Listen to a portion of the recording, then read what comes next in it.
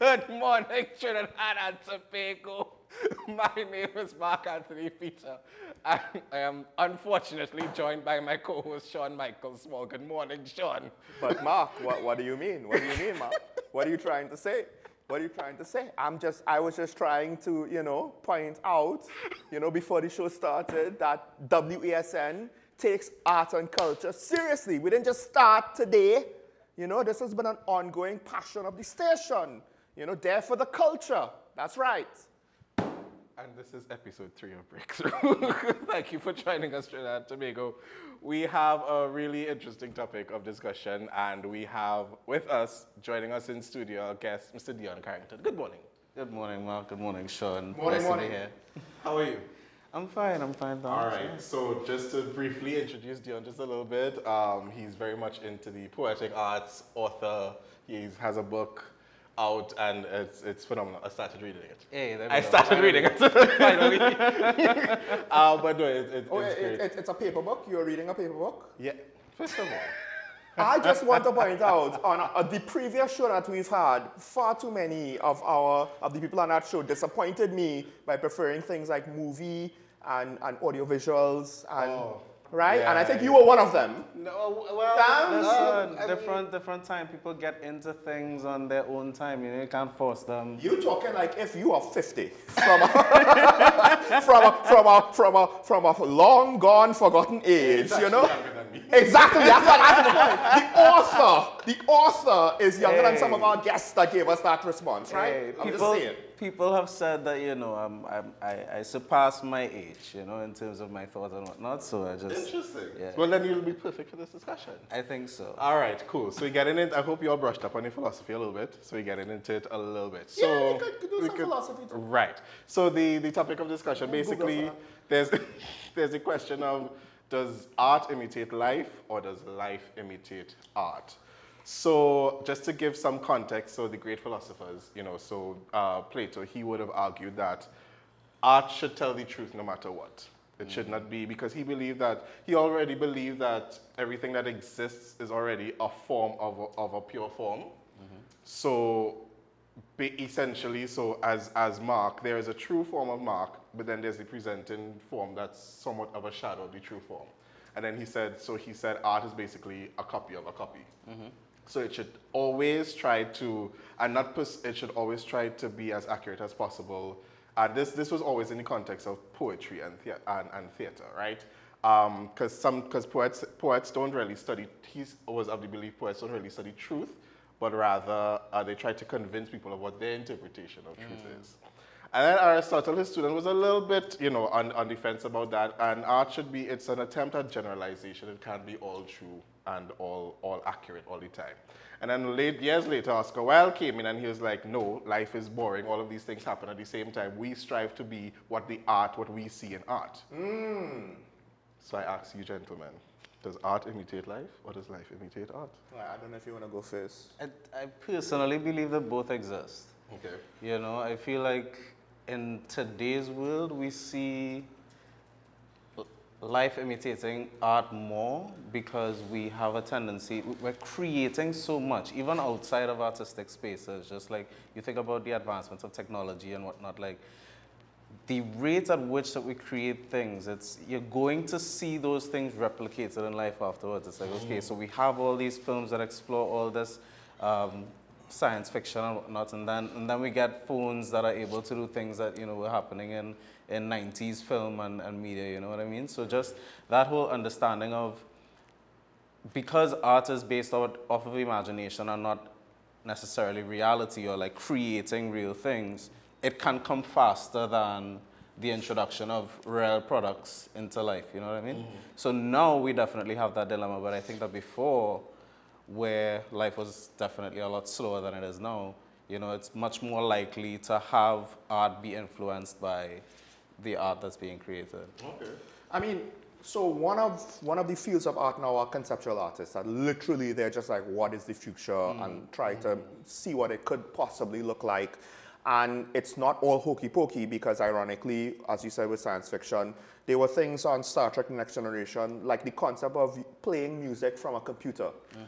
that was not a thing. Yeah, it didn't exist. But they put it in the show, right? And then they had touchscreen tablets in the show, and then these things literally became true. The communicators from the first Star Trek is almost kind of like cell phones now, right? But with that said, though, I do wonder. I mean, I think to some extent contemporary art does imitate life, and perhaps I believe, at least historically, it could have been to try to immortalize lessons learned, and it goes back to folk art, right? These are our values. These are hard-won things, and back when we didn't have paper, you know, back when we didn't have computers especially, because paper will eventually, who knows how much we've lost to just time from paper degrading. This is how we record our histories in some cases. But now in modern art, as you pointed out, I think it is trying to maybe show us what's on the horizon. Science fiction especially looks at the extremes, right? There's a lot of ethics in science fiction stories, right? And it's extreme examples that then allow us to go through the mental exercises. It's not going to actually be that extreme, we hope. We hope. But I do think, though, that we are also seeing where life imitates arts. I do wonder if there is this phenomenon where more and more we're forgetting a movie is a movie, a TV show is a TV show. Things are not going to work quite like that. CSI is not how actual criminal investigations go. You know, fight scenes in a movie. Grey's Anatomy is not all right. Grey's Anatomy is not like how all medicine goes. Like a 5'9" guy, 180 pounds, is not going to have a good chance of beating a 260 guy, 6'4" guy. A 5'4" woman is not going to necessarily beat a 300-pound guy in a fight. This is why actual professional fighting has weight classes. But we look at the movies and we kind of get fooled. Oh, you know, this is what a gun is. This is how explosions happen. But it looks so real. Like, it looks so real, but we don't understand. It doesn't quite work that way. You know what I mean? Like when we see a guy pick up a grenade and throw it back, it's like, no, in real life, if you did that, you might lose your hand. In real life, if you try to go into a fight, you're probably going to get beat, especially if they weigh 100 more pounds than you. Definitely. You know, so I don't know to what extent media has kind of like made us forget what reality even is sometimes. Well, I mean, there's that whole thing on reality TV. But to that point that you made, do you think, because this was one of Plato's grievances, he was like, people are not going to study, he was concerned people are not going to study the truth themselves. And they're going to rely too heavily on the art to be persuaded and to be informed otherwise, right? So he's saying, you know, that's why he tried to, so my question now is, do you think people should, on some level, study the truth for certain things as much as they can? You know, I think about that, and it makes me think about the role of the artist in society, because that's always a big thing. Yeah, no, 100%, right? But when you really think about it, you have to realize that a lot of people aren't afforded that time and space, as we were kind of discussing before we went live, to be able to explore truths. It takes a lot to explore a truth. Research is heavy work. That takes years at times. You know, I just kind of closed off a research phase on my current project, but research never really ends. It always is in motion, you know what I mean? So thinking about that, it's like, could we really ask the person that's working a 9 to 5 and has to go home and feed 3 children to then consider what are the truths and, you know, of human experience and reality as we know it? Do they have the time to do that, or should that be the responsibility of the artist who packages it in a way that when I give it to you, it's very easy for you to figure it out? You have like, you spend an hour with this work and it's like, oh damn, I'm so glad that you did that work for me. You know? Well, the flip side to that is which artists? Yes, 100%. Because part of it is, people need to understand, if me waking at 9 to 5 don't have enough time to research issues, some celebrities who might be working 16-hour days at times, they don't have time. Definitely, they have less time than me. Right? But we will take what they say because they're a celebrity. Now, on one hand, okay, an athlete, they're doing sports. What about sports will teach them things that they have not lived through, you know, at some point in time in their life, right? Not a lot. But with regards to certain artists who becomes outlets for the words and concerns of the people, part of their whole process, you know. If it's a rom-com actor, that's different. Like, you don't have that direct experience. Yeah. But if it's a poet, a musician, a painter who does spend time because their subject matter is these issues, right? But then to some extent, we're still trusting them, right, to not have an agenda that's in bad faith, or to not make a mistake, or to make an assumption. But at the very least, they're better equipped than the average celebrity, and it's worth considering. At least their opinions will be better formulated. I think you have to know what you're getting into, depending on what type of art that you're looking at. And I know you spoke about, and I guess that comes into the functions of art in society. Do people see it as it being some sort of moral, moral beacon to play some sort of purpose in society? Is it just a matter of escapism? So people can go to the alternate reality, the virtual reality, which is what we have now. Or some people not thinking it can be one single part. I mean, for me, I think there's some responsibility on both parts. The responsibility of the individual, like I said, knowing what you're going into, as well as, so you'll know that, I mean, I'll be the first to say, I like my housewives every now and again, right? Right? Some people might not believe that, only particular housewives, some of them, But the show, yeah. Because oh wow, thank you. It took me a minute, so I had to, you know. The Real Housewives television franchise is what I meant. How many housewives you have, man? There's only specific things only specific ones that I watch, right? Because I find them entertaining. It's very escape, right? I mean, they're making their millions of dollars, but on some level, some people see it as, oh my gosh, my life does not suck as bad, right? So there's some level of entertainment. But I think and then I'm not too big on, because we have a spotlight artist. She wrote a song, and we asked her, you know, what are some of the things that, do you think that all artists have a responsibility to speak on about real life situations? Her situation was about crime, right? And do all artists have that? And anytime there's a tragedy, especially in the States, we always see that discussion popping up. Sure. People asking, well, do you think that you should, you know, you have a big platform that yada yada yada? And then some people will say, yes, I believe I have that responsibility, and others would say, no, I don't think I can fault any one of that. When we were doing our carnival show, I asked one of our guests, and he made a valid point. I asked one of our guests, do you think it's the responsibility of us as citizens to know more about, because some of us are more educated about international culture and American culture, because we're inundated with that, right? More than our own. You know, some people say, I remember having a... So responsibility is to know our culture? Yeah, to know our culture. Because I know there are some people, I've had conversations where they said, you know, do we have an orchestra in Trinidad and Tobago? Yes, we have the National Philharmonic Orchestra. Well, I wouldn't know that. Did you go looking? Right? We have a National Theatre Arts Company. We have all of these steel bands. They're like, I'm not seeing enough plays and theatrical performances happening. There is something happening in a performance space literally every weekend, every other weekend, right? Just because it's not the main set of people that you hold, like especially in the choral world, people have specific choirs that they know about, but they're not realizing that there are others that exist as well, and they're doing quite well, even though it's not all the way in your face, right? So I think, but in terms of the function, I think it's a good point, because there's the escapism, the functionalism, and somewhere that lies somewhere in between. Well, so I have a couple of things, but I'll start off with this, Dion. Do you think, this is one of the, I think, the modern questions now, because escapism entertainment used to be, well, you don't go there for social commentary, you go there to escape the issues. But now there are people that want to interject commentary and interject these things, messaging into it. And where people is like, hold on, I watch sports for sports to get away from the drama, right? And I could appreciate that to some extent. Do you think that a line should be drawn to some degree?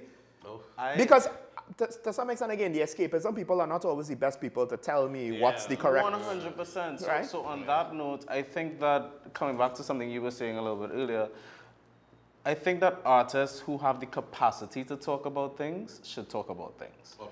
I'm not trying to hear, you know, an artist who I go to purely for entertainment because I know that that's their lane, those are their facets. I'm not trying to hear them talk about politics and you know, socio-cultural issues, like, unless they can do that. Right. If they can't do that, then yeah, I'm here for it. But if your lane is bubble and grind, wine and dip and go down low and Of course. do that, you know what I mean?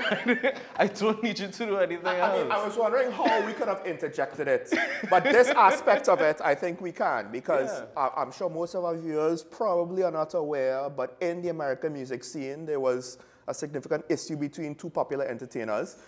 But I think what you just said there speaks to one of them, who should be mostly universally known, Drake. Yeah, Drake, yeah. Right? One would argue he's an entertainer. He's 100% an entertainer. But he has been accused and criticized by some of the more social conscious members of his art form that he wants to get into that. I mean, not just social conscious, but he also wants to get into the whole gangster rap and he's hard and the violence aspects and the thug aspects. It's like, you're a guy from Canada that entertains. I think with regards to Drake, it's more along the lines of he often challenges or has problem with artists that take that direction because his view or his perspective on creating music is around entertaining people. So when people make songs that aren't just about entertaining people, he has a problem with it and makes that known. But also your popularity, you have to be very cautious over the things that you speak down on because these people are talking about very real situations that affect people's lives, you know, and their well-being. To some extent, is knowing your place a little bit. Yeah, exactly. Keep making me dance, waving my hands, and it won't be no threat, you know what I mean? to quote the great Kendrick Lamar Duckworth, you know? Because basically, right, part of the issue is the allegations that he's copying a lot of other people to get his success. Yeah. And then now, to some extent, one could argue, with that on the table, anything he says, because when you brought up, well, those who can talk, it's okay to talk. But now, who determines that? How do you determine that? Yeah. If he is a grifter in that he is just following trends and trying to be popular to be commercially successful, and it's fine, some artists are like that, right? His mistake is if he doesn't want to admit it, right? And if he's taking advantage of people. But then someone like him, if all he's doing is following trends, I can't take him seriously as a social commentator, can I? Well, then the responsibility is on you to know that I'm not going to him. So this leads me to my next point. Social right? commentary. Because we started off with people don't have time to do research. Yeah. But now we're saying, but you have to research the people to give you the shortcuts so you don't have to do the research. No, but that's why I think that's media's role, in my humble opinion. I believe that the media, and then I'm extending media to DJs. Even DJs in parties or at events, anybody that's sharing art is considered media in my opinion. Art, news, anything like that. Anyone who's sharing those things. To be fair to that, and I think this is true for a lot of our local music, because of the cultural similarities in rap, urban DJs, to some extent, they're almost synonymous now with podcasts. They have morning talk shows, they have podcast shows. 100%. So sorry, they're synonymous to news. They are opinion leaders in that space, right? This is hot, this is not. What this guy is saying is good, what this guy is saying is bad. That was the nature of DJing when DJing first started. It was about breaking records. It was about teaching people this is the new or the next big thing. This is what you should be listening to. Respect to y'all DJs. I didn't even consider that's what it used to be. Right now, it's like, what song is popular? Let me play it so that I could get a next job. Yeah, basically. So I could get another gig. Now, you know what I mean? listen, I'm talking over 10 years ago, when I'm in 51 and I'm literally watching 3 DJs in a row play the same back in time set, which is basically they took the 80s music that they would normally play on a Saturday and they just turned that into a back in time set. So I'm like, this is beyond not original, right? So there's a lot of copying in art, right? I mean, not Chappelle, Cat Williams, who he did say 2024 is year. One of the things he brought up was joke stealing, right? Art is a competitive industry. I think one of the interesting things where art might be imitating life, ironically, and this is happening to media as well, the economic struggles and the competitiveness of the business environment, of the commercial environment, of the industries, art and media.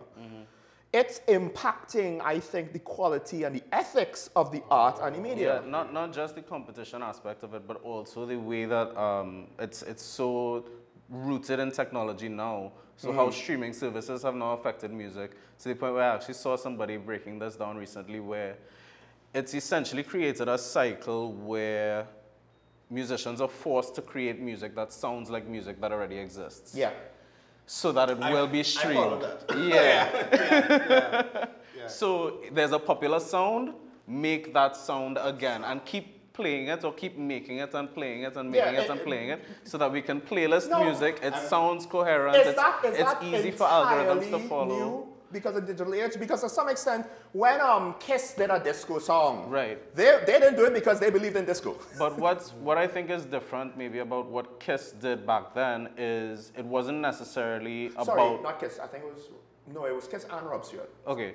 It wasn't necessarily about catching a trend or having to fit into what was popular.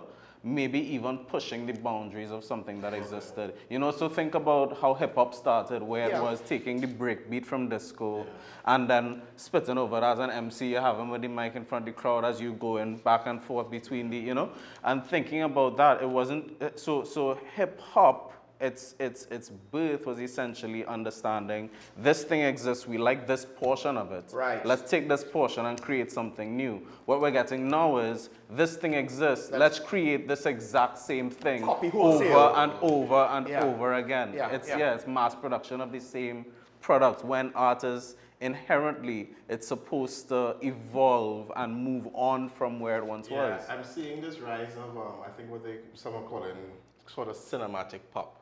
Okay. Where there's this sort of rise of pop music that almost sounds like it could come from a movie, like from a movie scene. Well, so it sounds like that a little bit. First of all, that is the kind of music that tends to hit me personally the most.